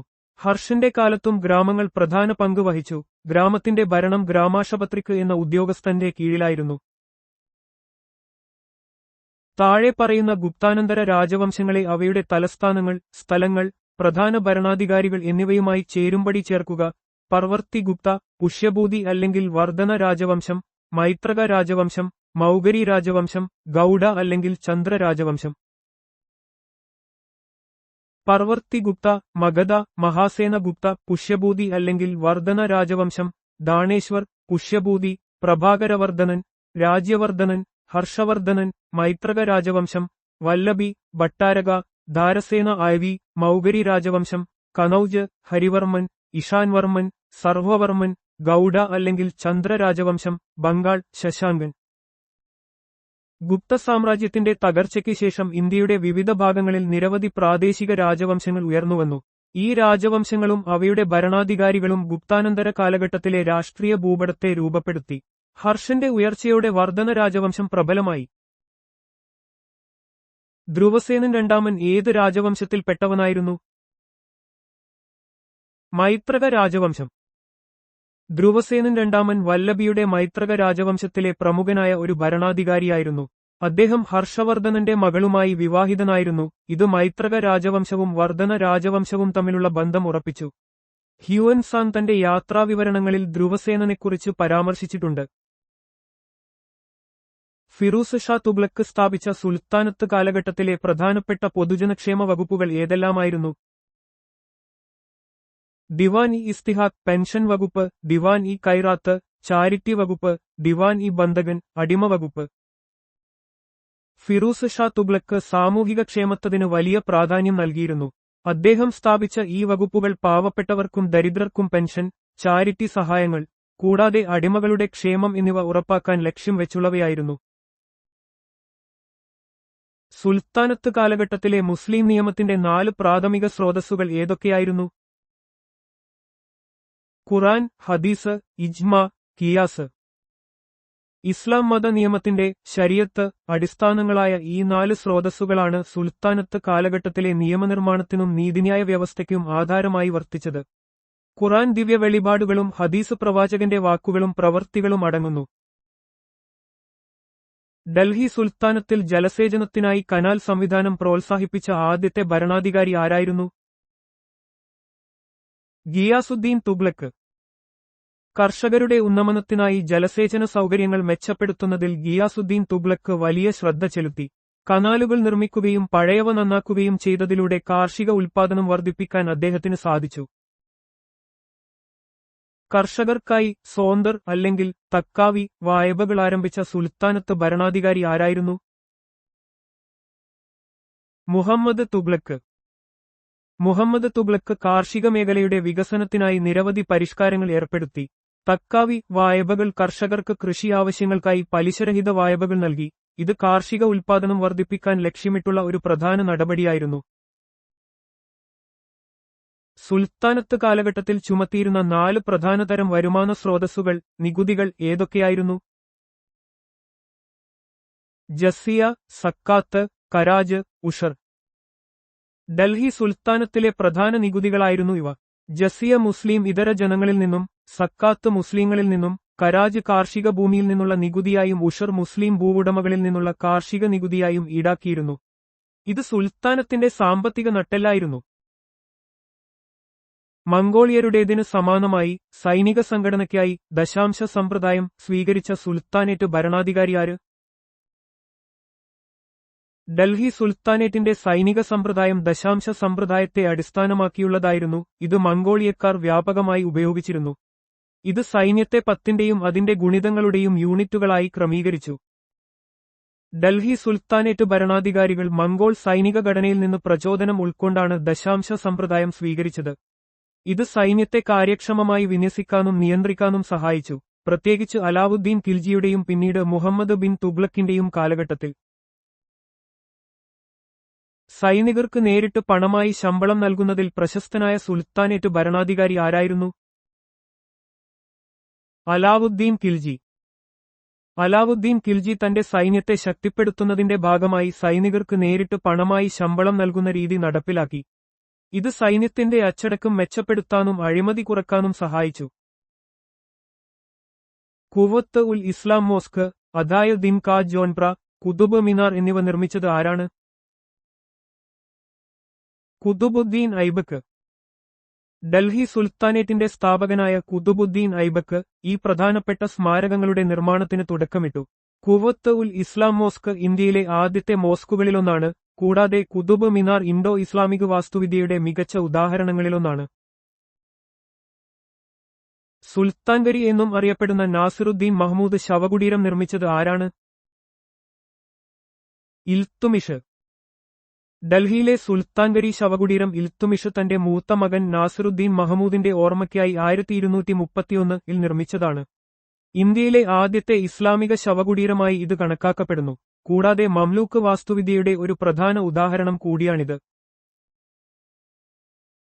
അലൈ ദർവാസ്, ജമാഅത്ത് ഖാന മോസ്ക് എന്നിവ നിർമ്മിക്കാൻ ഉത്തരവാദിയായ സുൽത്താനേറ്റ് ഭരണാധികാരി ആരായിരുന്നു? അലാവുദ്ദീൻ ഖിൽജി. കുതുബ് മിനാർ സമുച്ചയത്തിലെ പ്രധാന പ്രവേശന കവാടമായ അലൈ ദർവാസ് ഇസ്ലാമിക വാസ്തുവിദ്യയുടെ അതിമനോഹരമായ ഒരു ഉദാഹരണമാണ്.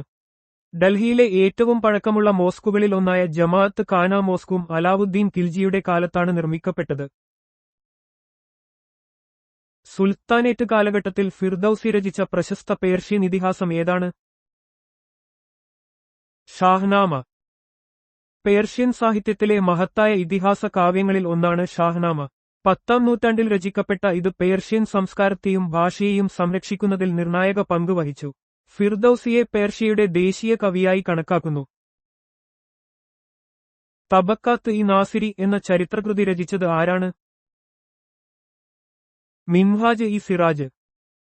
മിൻഹാജ് ഇ സിറാജ് 13ാം നൂറ്റാണ്ടിൽ രചിച്ച തബക്കാത്ത് ഇ നാസിരി ഇസ്ലാമിക ലോകത്തിന്റെ പൊതുവായ ചരിത്രവും ഡൽഹി സുൽത്താനേറ്റിന്റെ ആദ്യകാല ചരിത്രവും വിവരിക്കുന്ന ഒരു പ്രധാന കൃതിയാണ്. ഡൽഹി സുൽത്താനേറ്റിനെക്കുറിച്ചുള്ള ആധികാരിക വിവരങ്ങൾ നൽകുന്ന പ്രാഥമിക സ്രോതസ്സുകളിൽ ഒന്നാണിത്. ലീൻല എന്ന കൃതി രചിച്ച പ്രശസ്ത സഞ്ചാരിയും ചരിത്രകാരനും ആരാണ്? ഇബ്നു ബത്തൂത്ത. 14ാം നൂറ്റാണ്ടിലെ മൊറോക്കൻ സഞ്ചാരിയും പണ്ഡിതനുമായ ഇബ്നു ബത്തൂത്തയുടെ യാത്രാവിവരണമാണ് ലീൻല. അദ്ദേഹത്തിന്റെ വിശാലമായ യാത്രകളിലൂടെ ഇന്ത്യയുൾപ്പെടെ അക്കാലത്തെ സാമൂഹിക, രാഷ്ട്രീയ, സാംസ്കാരിക സാഹചര്യങ്ങളെക്കുറിച്ച് ഈ ഗ്രന്ഥം വിലപ്പെട്ട ഉൾക്കാഴ്ചകൾ നൽകുന്നു.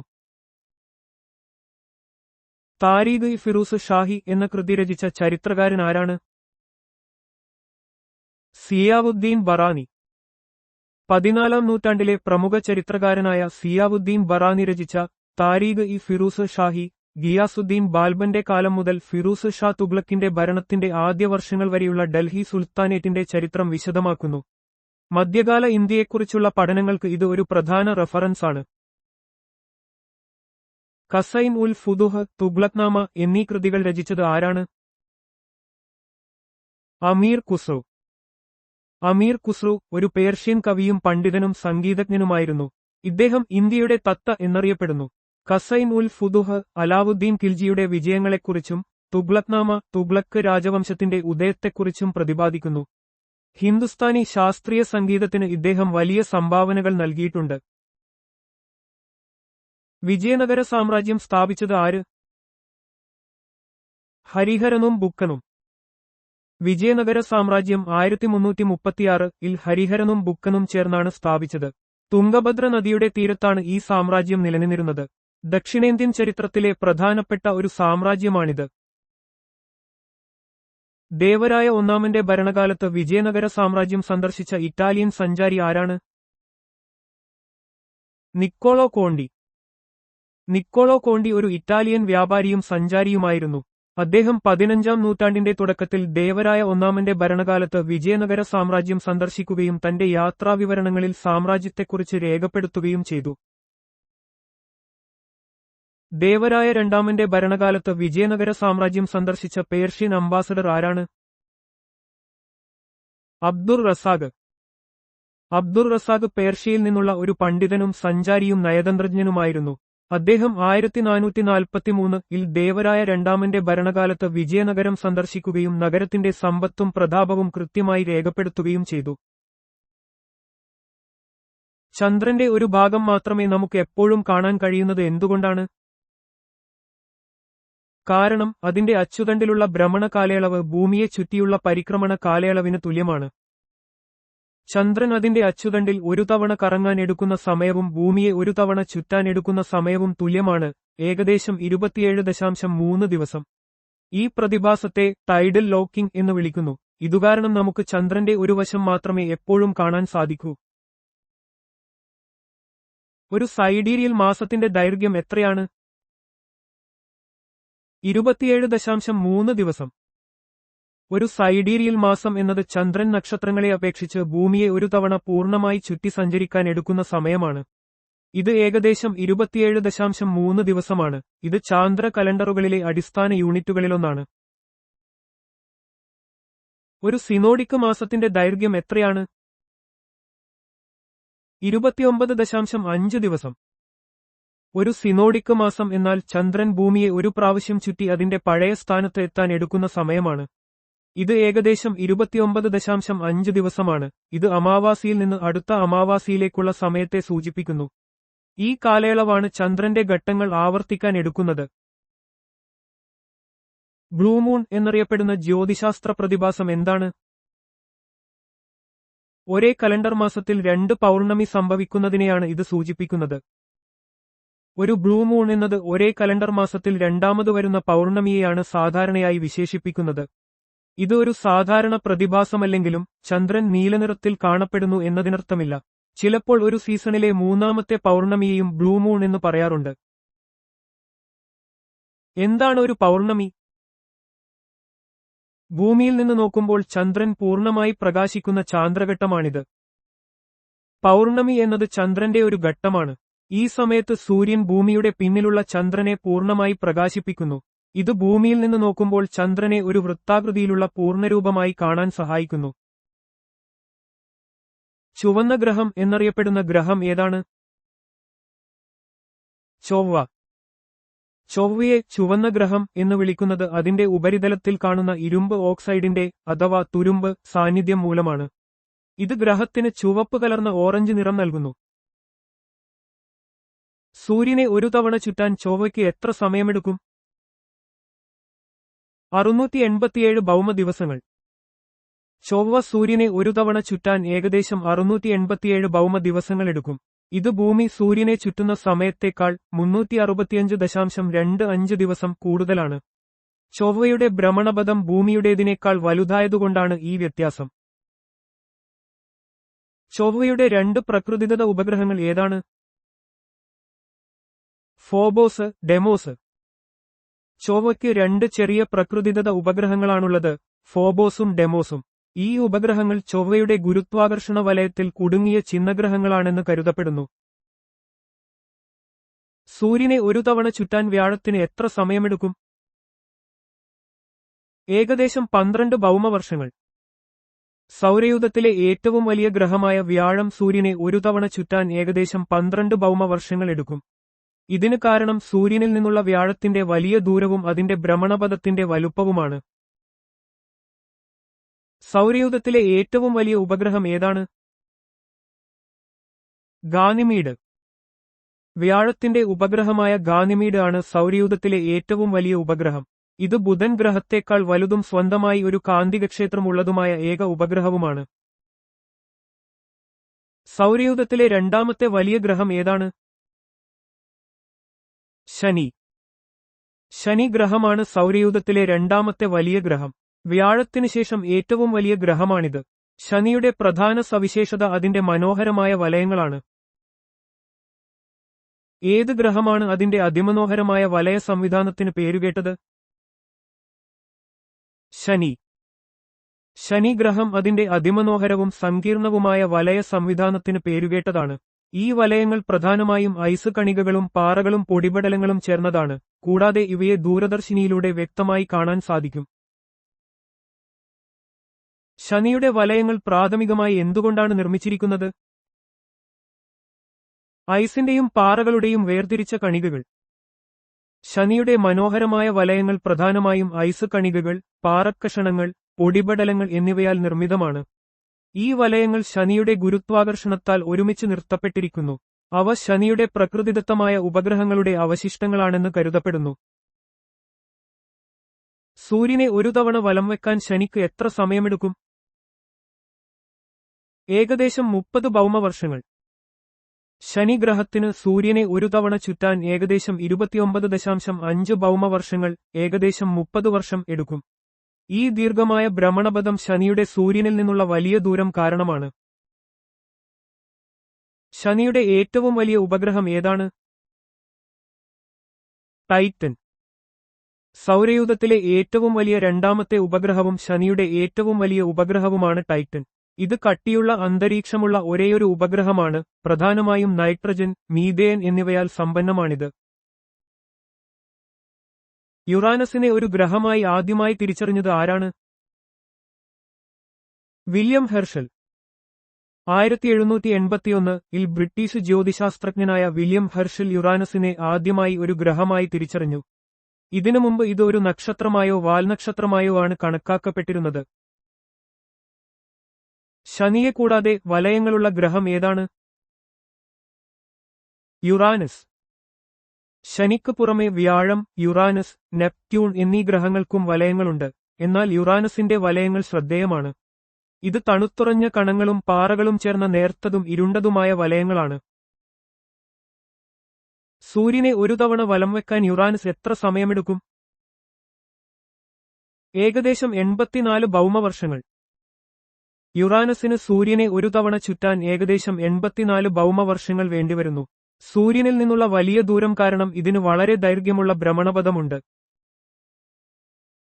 യുറാനസിന്റെ പ്രധാന ഉപഗ്രഹങ്ങളിൽ ചിലത് പേര് പറയുക.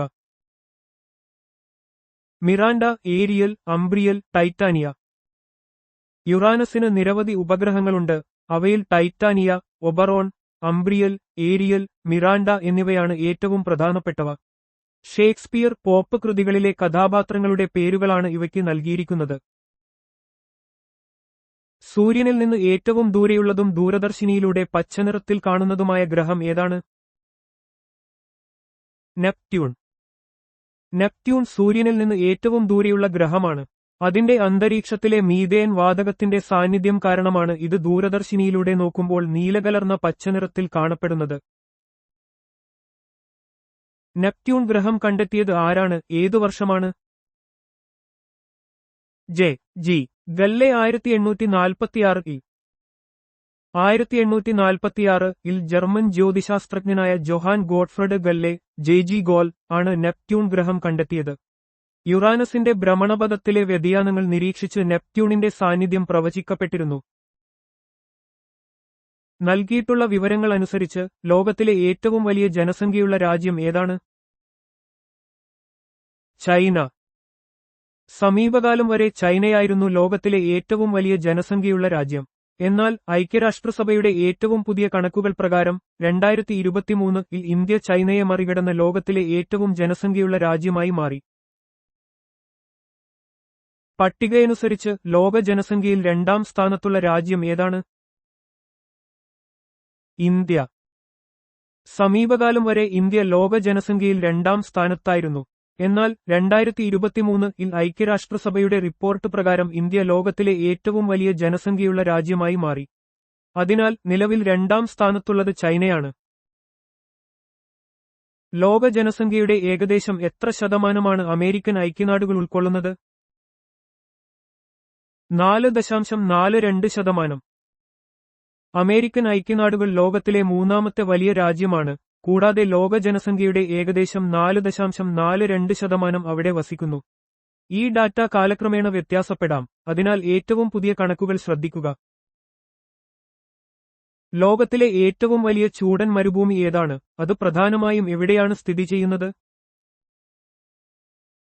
സഹാറ മരുഭൂമി, വടക്കേ ആഫ്രിക്ക. ലോകത്തിലെ ഏറ്റവും വലിയ ചൂടൻ മരുഭൂമിയാണ് സഹാറ മരുഭൂമി. ഇത് വടക്കേ ആഫ്രിക്കയുടെ ഭൂരിഭാഗം പ്രദേശങ്ങളിലും വ്യാപിച്ചുകിടക്കുന്നു.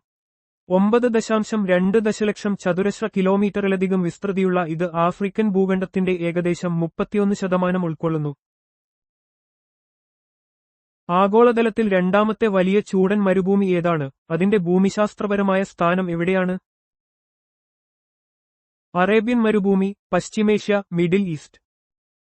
അറേബ്യൻ മരുഭൂമി ലോകത്തിലെ രണ്ടാമത്തെ വലിയ ചൂടൻ മരുഭൂമിയാണ്. ഇത് പശ്ചിമേഷ്യയിൽ അറേബ്യൻ ഉപദ്വീപിന്റെ ഭൂരിഭാഗം പ്രദേശങ്ങളിലും വ്യാപിച്ചുകിടക്കുന്നു. ഓസ്ട്രേലിയയിൽ കാണപ്പെടുന്ന ഒരു പ്രധാന ചൂടൻ മരുഭൂമിയുടെ പേര് നൽകുക. ഗ്രേറ്റ് വിക്ടോറിയ മരുഭൂമി. ഓസ്ട്രേലിയയിലെ ഏറ്റവും വലിയ മരുഭൂമിയാണ് ഗ്രേറ്റ് വിക്ടോറിയ മരുഭൂമി. ഇത് പടിഞ്ഞാറൻ ഓസ്ട്രേലിയയിലും തെക്കൻ ഓസ്ട്രേലിയയിലും വ്യാപിച്ചുകിടക്കുന്നു. ഇന്ത്യയും പാകിസ്ഥാനും പങ്കിടുന്ന ചൂടൻ മരുഭൂമി ഏതാണ്? താർ മരുഭൂമി. താർ മരുഭൂമി ഗ്രേറ്റ് ഇന്ത്യൻ ഡെസേർട്ട് എന്നും അറിയപ്പെടുന്നു. ഇത് ഇന്ത്യയുടെയും പാകിസ്ഥാന്റെയും അതിർത്തി പങ്കിടുന്ന ഒരു വലിയ വരണ്ട പ്രദേശമാണ്. ഇന്ത്യയിൽ ഇത് രാജസ്ഥാൻ സംസ്ഥാനത്തിന്റെ ഭൂരിഭാഗം പ്രദേശങ്ങളിലും വ്യാപിച്ചുകിടക്കുന്നു. അറ്റഗാമ മരുഭൂമി എവിടെ സ്ഥിതി ചെയ്യുന്നു? തെക്കേ അമേരിക്കയിൽ. അറ്റഗാമ മരുഭൂമി തെക്കേ അമേരിക്കയുടെ പടിഞ്ഞാറൻ തീരത്താണ് സ്ഥിതി ചെയ്യുന്നത്. ലോകത്തിലെ ഏറ്റവും വരണ്ട മരുഭൂമികളിൽ ഒന്നാണിത്. ഇത് അതിന്റെ അതുല്യമായ കാലാവസ്ഥാ സവിശേഷതകൾക്ക് പേരുകേട്ടതാണ്. ആഫ്രിക്കയുടെ തെക്കുപടിഞ്ഞാറൻ ഭാഗത്ത് സ്ഥിതി ചെയ്യുന്ന ഉഷ്ണ മരുഭൂമി ഏതാണ്? നമീബ് മരുഭൂമി. നമീബ് മരുഭൂമി ആഫ്രിക്കയുടെ തെക്കുപടിഞ്ഞാറൻ തീരത്ത് സ്ഥിതി ചെയ്യുന്ന ഒരു വലിയ ഉഷ്ണ മരുഭൂമിയാണ്. ഏകദേശം 55 ദശലക്ഷം വർഷം പഴക്കമുള്ള ഇത് ലോകത്തിലെ ഏറ്റവും പഴക്കം ചെന്ന മരുഭൂമികളിൽ ഒന്നായി കണക്കാക്കപ്പെടുന്നു. ലോകത്തിലെ ഏറ്റവും വലിയ കൽക്കരി ഉപഭോക്താവ് ഏത് രാജ്യമാണ്? ചൈന. കൽക്കരി ലോകത്തിലെ ഒരു പ്രധാന ഊർജ്ജ സ്രോതസ്സാണ്. വ്യാവസായിക ഉത്പാദനത്തിലും വൈദ്യുതി ഉത്പാദനത്തിലുമുള്ള ചൈനയുടെ വലിയ ഡിമാൻഡ് അവരെ ഏറ്റവും വലിയ ഉപഭോക്താവാക്കുന്നു. ഇത് ആഗോള ഊർജ്ജ വിപണിയിൽ ചൈനയുടെ സ്വാധീനം എടുത്തുകാണിക്കുന്നു. ആഗോള കൽക്കരി ഉപഭോഗത്തിൽ ഇന്ത്യയുടെ സ്ഥാനം എത്രയാണ്? 3-ാം സ്ഥാനം. ഇന്ത്യ ലോകത്തിലെ മൂന്നാമത്തെ വലിയ കൽക്കരി ഉപഭോക്താവാണ്. ഊർജ്ജ ആവശ്യങ്ങൾക്കായി കൽക്കരിയെ കാര്യമായി ആശ്രയിക്കുന്ന രാജ്യമാണ് ഇന്ത്യ. ഇത് രാജ്യത്തിന്റെ വ്യാവസായിക വളർച്ചയ്ക്കും വൈദ്യുതി ഉത്പാദനത്തിനും അത്യാവശ്യമായ ഒരു വിഭവമാണ്. ലോകത്തിലെ ഏറ്റവും വലിയ കൽക്കരി ഇറക്കുമതി ചെയ്യുന്ന രാജ്യം ഏതാണ്? ജപ്പാൻ. ജപ്പാൻ ലോകത്തിലെ ഏറ്റവും വലിയ കൽക്കരി ഇറക്കുമതി ചെയ്യുന്ന രാജ്യമാണ്. സ്വന്തമായി കുറഞ്ഞ വിഭവങ്ങളുള്ള ജപ്പാൻ വ്യാവസായിക ഊർജ്ജ ആവശ്യങ്ങൾക്കായി കൽക്കരിയെ വലിയ തോതിൽ ഇറക്കുമതിയെ ആശ്രയിക്കുന്നു. ഇത് രാജ്യത്തിന്റെ സാമ്പത്തിക നയത്തിൽ ഒരു പ്രധാന ഘടകമാണ്. ആഗോള കൽക്കരി ഇറക്കുമതിയിൽ ഇന്ത്യയുടെ സ്ഥാനം എത്രയാണ്? 4-ാം സ്ഥാനം. ലോകത്തിലെ 4-ാമത്തെ വലിയ കൽക്കരി ഇറക്കുമതി രാജ്യമാണ് ഇന്ത്യ. വർദ്ധിച്ചുവരുന്ന ഊർജ്ജ ആവശ്യങ്ങൾ നിറവേറ്റുന്നതിനും ആഭ്യന്തര ഉൽപ്പാദനത്തിലെ കുറവ് പരിഹരിക്കുന്നതിനും ഇന്ത്യ വലിയ തോതിൽ കൽക്കരി ഇറക്കുമതി ചെയ്യുന്നു. ഇത് രാജ്യത്തിന്റെ ഊർജ്ജ സുരക്ഷാ വെല്ലുവിളികളെ സൂചിപ്പിക്കുന്നു. ആഗോളതലത്തിൽ ഏറ്റവും കൂടുതൽ യുറേനിയം ശേഖരം ഏത് രാജ്യത്താണ്? ഓസ്ട്രേലിയ. ലോകത്തിലെ ഏറ്റവും വലിയ യുറേനിയം ശേഖരം ഓസ്ട്രേലിയയിലാണ്. ആണവോർജ്ജ ഉത്പാദനത്തിന് യുറേനിയം അത്യന്താപേക്ഷിതമാണ്. ലോകത്തിലെ യുറേനിയം ഉത്പാദനത്തിൽ ഓസ്ട്രേലിയയ്ക്ക് ഒരു പ്രധാന പങ്കുണ്ട്.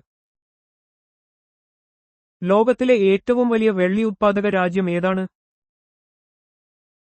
മെക്സിക്കോ. മെക്സിക്കോയാണ് ലോകത്തിലെ ഏറ്റവും വലിയ വെള്ളി ഉത്പാദക രാജ്യം. ചരിത്രപരമായി വെള്ളി ഉത്പാദനത്തിൽ ഈ രാജ്യത്തിന് വലിയ പ്രാധാന്യമുണ്ട്. ആഭരണങ്ങൾ, ഇലക്ട്രോണിക്സ്, നിക്ഷേപം തുടങ്ങിയ മേഖലകളിൽ വെള്ളി ഉപയോഗിക്കപ്പെടുന്നു. 2012 കണക്കുകൾ പ്രകാരം ലോകത്ത് ഏറ്റവും കൂടുതൽ പ്രകൃതിദത്ത റബ്ബർ ഉത്പാദിപ്പിച്ച രാജ്യം ഏതായിരുന്നു? തായ്ലൻഡ്. പ്രകൃതിദത്ത റബ്ബർ ഉത്പാദനത്തിൽ തായ്ലൻഡ് ലോകത്ത് ഒരു പ്രമുഖ സ്ഥാനത്താണ്. 2012 കണക്കുകൾ അനുസരിച്ച് ആഗോളതലത്തിൽ ഏറ്റവും കൂടുതൽ പ്രകൃതിദത്ത റബ്ബർ ഉത്പാദിപ്പിച്ചത് തായ്ലൻഡാണ്. 2012 കണക്കുകൾ പ്രകാരം ലോകത്ത് ഏറ്റവും കൂടുതൽ ഓറഞ്ച് ഉത്പാദിപ്പിച്ച രാജ്യം ഏതായിരുന്നു? ബ്രസീൽ. ഓറഞ്ച് ഉത്പാദനത്തിൽ ബ്രസീൽ ലോകത്തിലെ ഏറ്റവും വലിയ രാജ്യമാണ്.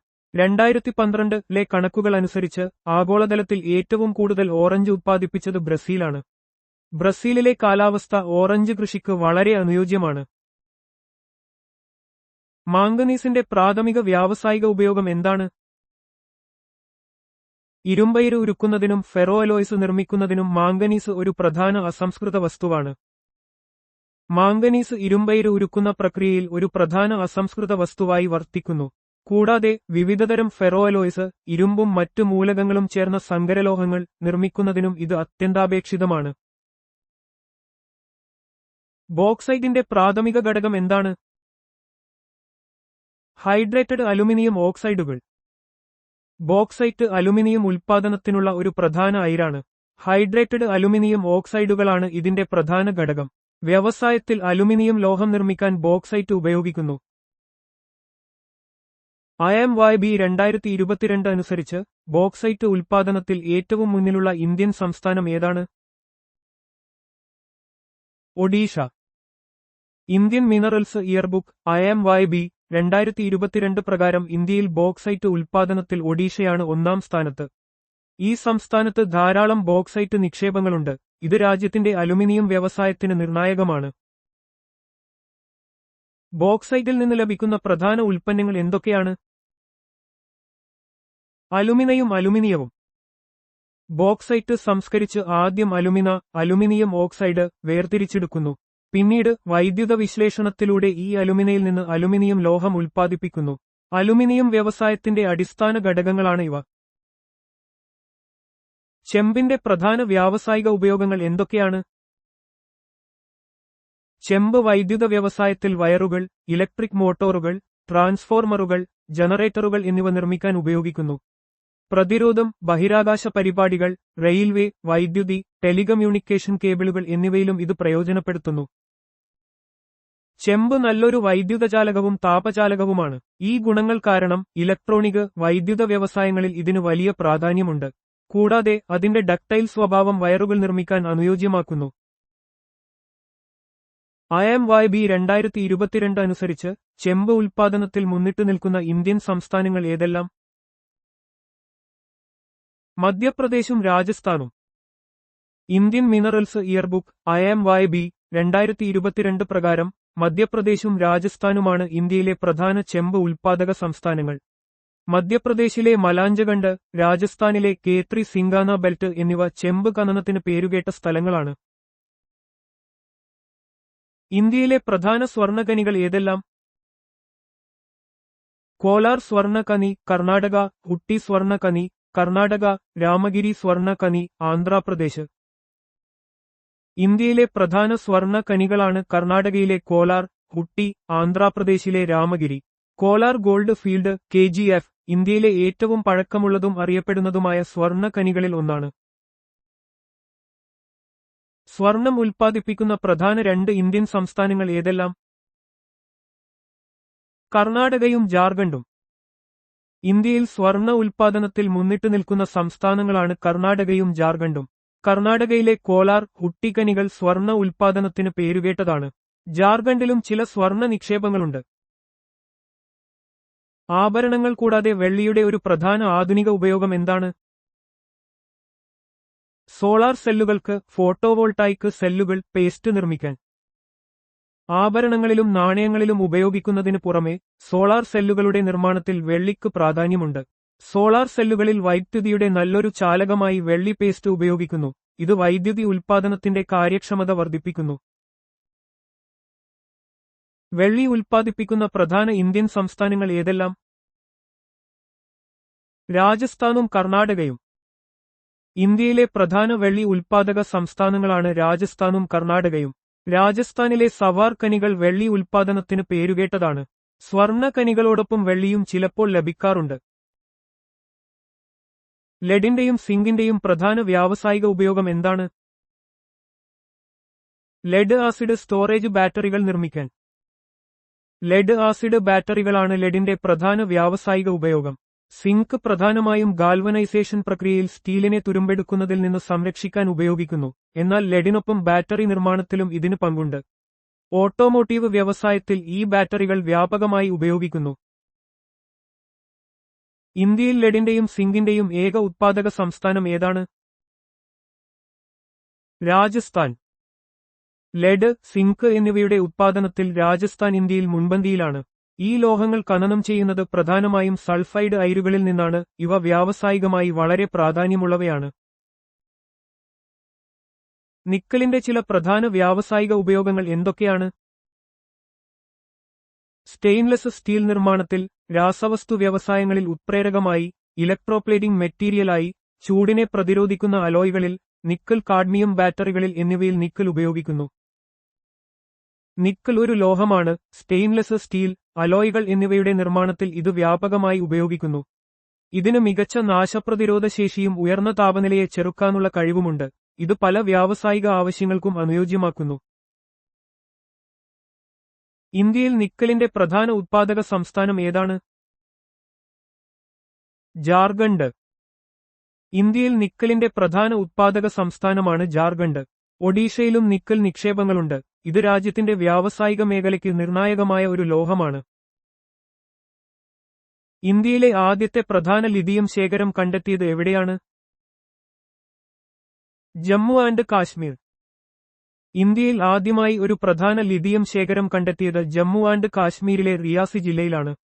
ഇലക്ട്രിക് വാഹനങ്ങളുടെയും മൊബൈൽ ഫോണുകളുടെയും ബാറ്ററികൾക്ക് ലിഥിയം അത്യന്താപേക്ഷിതമാണ്. ഇത് ഇന്ത്യയുടെ ഊർജ്ജ സ്വയംപര്യാപ്തതയ്ക്ക് വലിയ സാധ്യത നൽകുന്നു. ജമ്മു ആൻഡ് കാശ്മീർ കൂടാതെ ഇന്ത്യയിൽ ലിഥിയം ശേഖരം കണ്ടെത്തിയ മറ്റു പ്രദേശങ്ങൾ എവിടെയൊക്കെയാണ്?